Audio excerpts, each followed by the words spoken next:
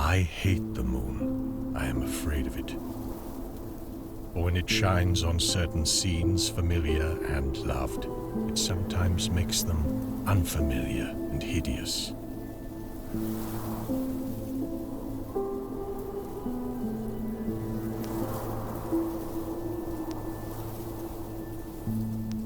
It was in the spectral summer when the moon shone down on the old garden where I wandered. The spectral summer of narcotic flowers and humid seas of foliage that bring wild and many-colored dreams.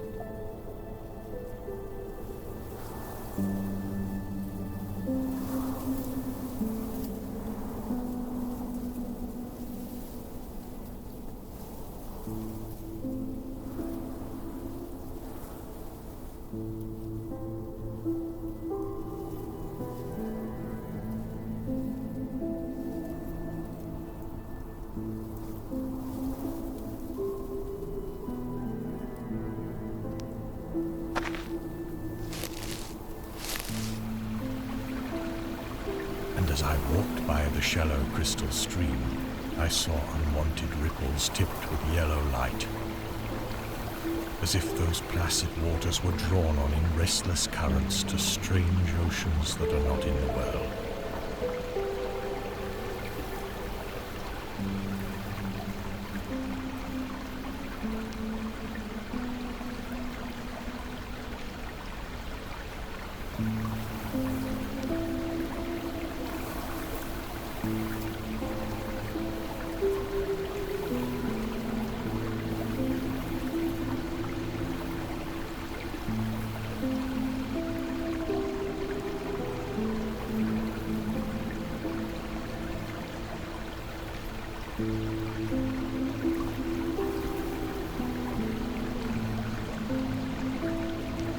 Silent and sparkling, bright and baleful, those moon-cursed waters hurried I knew not whither. Whilst from the empowered banks, white lotus blossoms fluttered one by one in the opiate night wind and dropped despairingly into the stream, swirling away horribly under the arched carven bridge and staring back with the sinister resignation of calm, dead faces.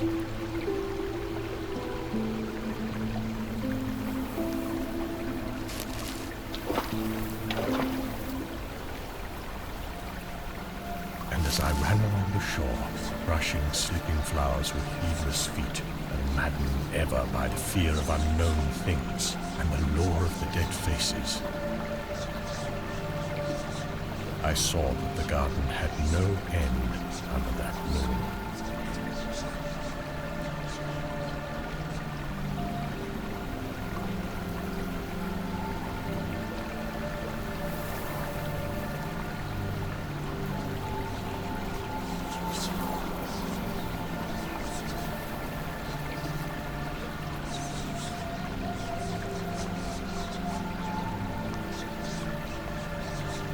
For where by day the walls were, there stretched now only new vistas of trees and paths, flowers and shrubs, stone idols and pagodas, and bendings of the yellow-litten stream past grassy banks and under grotesque bridges of moss.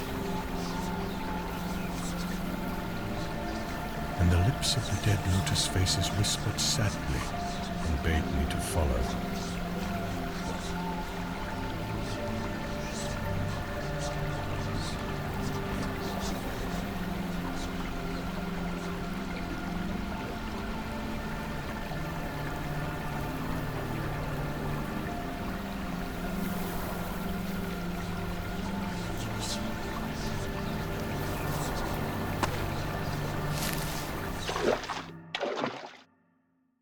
Nor did I cease my steps till the stream became a river, and joined amidst marshes of swaying reeds and beaches of gleaming sand, the shore of a vast and nameless sea.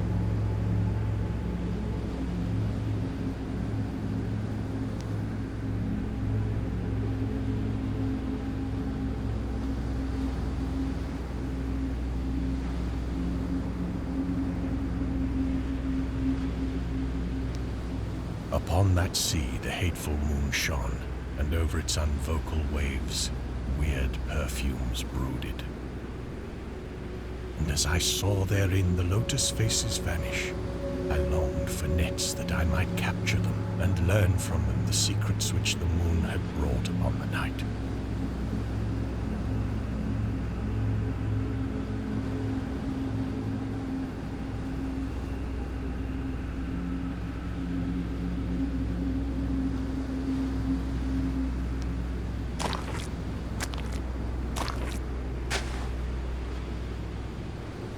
But when the moon went over to the west, and the still tide ebbed from the sullen shore, I saw in that light old spires that the waves almost uncovered.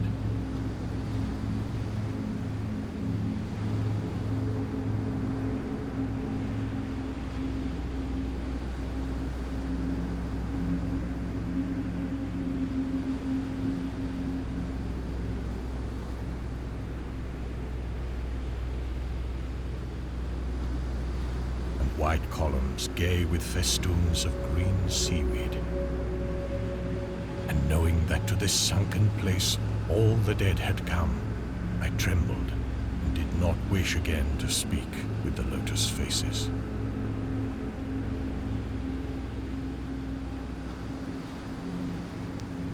Yet when I saw afar out in the sea a black condor descend from the sky to seek rest on a vast reef,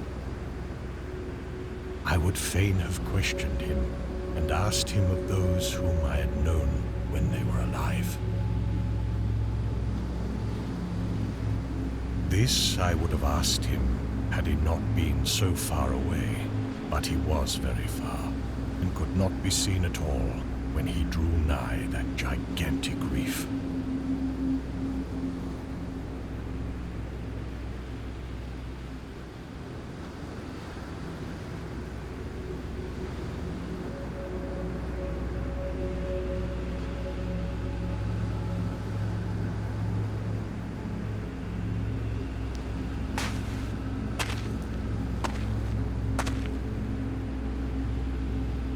So I watched the tide go out under that sinking moon and saw gleaming the spires, the towers, and the roofs of that dead, dripping city. And as I watched, my nostrils tried to close against the perfume-conquering stench of the world's dead.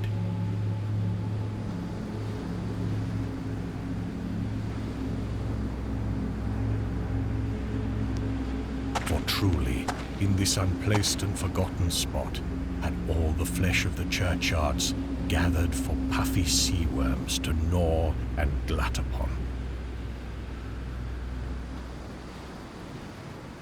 Over those horrors, the evil moon now hung very low, but the puffy worms of the sea need no moon to feed by. And as I watched the ripples that told of the writhing of worms beneath, I felt a new chill from afar out, whither the condor had flown. As if my flesh had caught a horror before my eyes had seen it.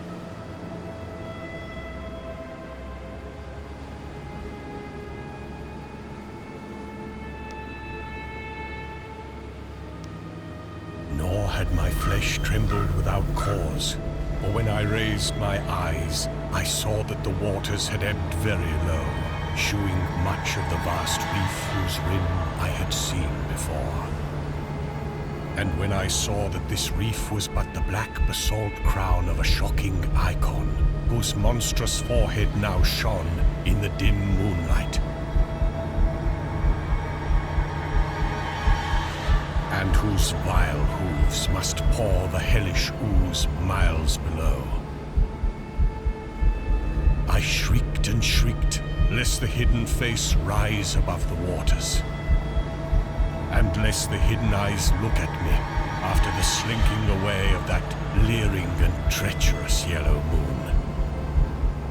And to escape this relentless thing, I plunged gladly and unhesitatingly into the stinking shallows.